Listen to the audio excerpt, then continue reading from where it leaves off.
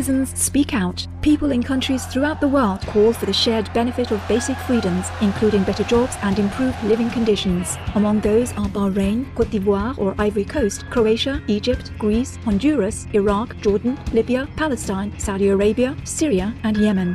During a visit to Tunisia, UN Secretary-General Ban Ki-moon announced the UN is developing a comprehensive plan to help prepare for free elections, constitutional changes, and the creation of more job opportunities for young persons. Following a month of protests in Iraq for improvement of basic services, the government announced Wednesday, March 23rd, that it will spend $6.25 billion to build 50 power plants by summer 2012 to alleviate electricity shortages. On Thursday, respected Yemeni leader Sheikh Sinan Abdulrahman of the country's largest Bakil tribe called for President Ali Abdullah Saleh to go now and refrain from further violence, as increasing unrest in the country prompts the Embassy of Germany to join the UK in issuing instructions for non-essential staff to leave the country. Police in Dubai, United Arab Emirates, are reported to have seized 16,000 guns bound for Yemen. Meanwhile, despite the president's imposed emergency law to quash protests, tens of thousands of Yemeni citizens continue gathering to urge for the president to immediately step down.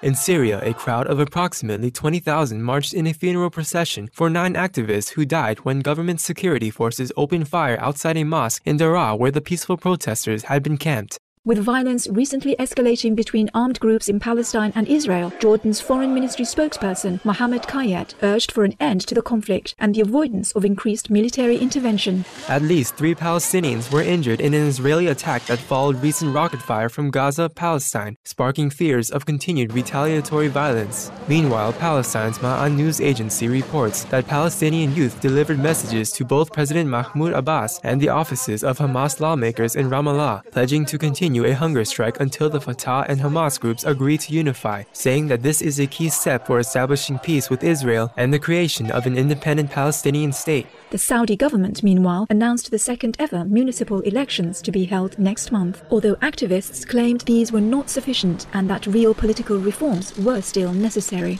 Egypt's interim government approved draft legislation criminalizing protests that adversely affect businesses or damage property, a decision that angered activists who stated that the law violates human rights. Amnesty International, meanwhile, is supporting calls for the Egyptian army to investigate claims that its members have engaged in torture of civilians. The Arab League held an extraordinary meeting on Tuesday, after which a representative expressed the League members' sorrow for all victims of recent unrest, as it specifically urged all parties in Bahrain to begin national reconciliation dialogue. Press TV reports that Bahraini protesters are continuing to rally for government reform in spite of the recent brutal crackdown, with 9 demonstrations organized in various locations across the kingdom on Friday.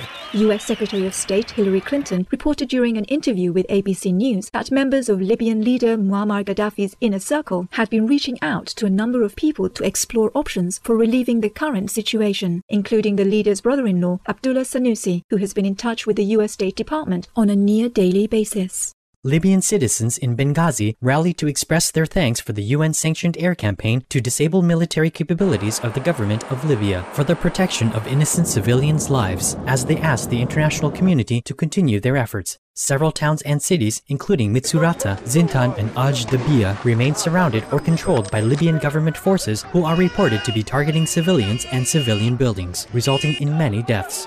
Associated Press also reports that Green Square in the capital city Tripoli has continued to be occupied each day with pro-Gaddafi supporters dancing to state radio-provided pro-government music and waving flags. On Thursday, the North Atlantic Treaty Organization, or NATO, announced that it is taking the leading role in the management of the no-fly zone instead of the U.S., having addressed Turkish concerns about imposing limits on the operation and prioritizing citizen protection.